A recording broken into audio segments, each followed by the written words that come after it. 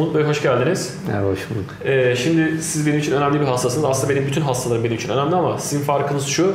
Siz yaklaşık olarak 16 hatta 17 yıldan beri horlama protezi kullanan bir hastamsınız.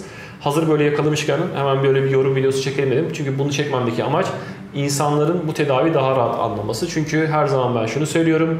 Bu tedaviyi ve bu protezi en iyi kullanan kişi anlatır.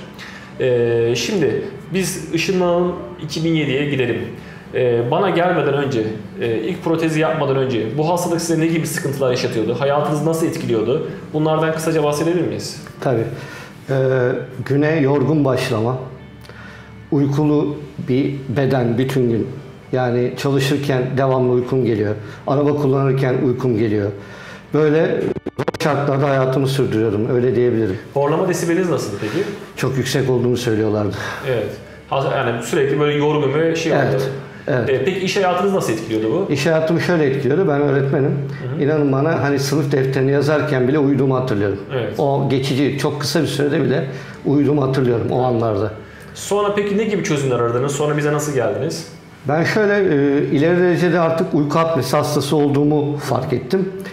Google'da yanılmıyorsam o dönemde arama yaparken bu hastalığın tedavisi konusunda sizin o dönemde yaptığınız bir çalışmadan haberdar oldum. Burada Bağdat Caddesi'ndeki klinikte ilk yapıyordunuz o işi. Evet. O zaman 2007'nin Kasım'ıydı yanılmıyorsam ilk kez geldim.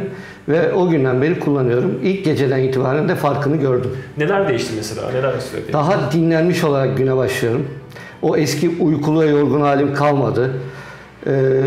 Uyku apnesinin insana verdiği neredeyse tüm zararlardan kurtuldum diyebilirim. Evet, şu an kendinizi daha iyi hissediyorsunuz. Daha iyi hissediyorum. Peki evet. horlama desibeliniz nasıl? Eşiniz biliyor. Daha az. Evet.